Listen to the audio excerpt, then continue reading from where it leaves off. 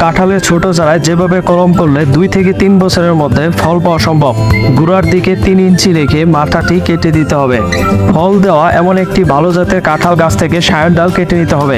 সায়ন ডালের নিচের দিকের উভয় পাশ তির্যকভাবে কেটে নিতে হবে। এবার রুট স্টকের শুধুমাত্র বাকলের খানিকটা অংশ চির করে কেটে নিতে হবে। সায়ন ডালটি এই চির বরাবর বসিয়ে দিতে হবে। এবার একটি পলিথিন ফিতা দিয়ে জোড়া বাঁধা স্থানটি কিছুটা টাইট করে পেঁচিয়ে দিতে হবে। সবশেষে একটি পলিথিন ব্যাগ দিয়ে কলমটি ঢেকে দিতে হবে। এভাবে চারা গাছটি ছায়াযুক্ত স্থানে রেখে দিতে হবে।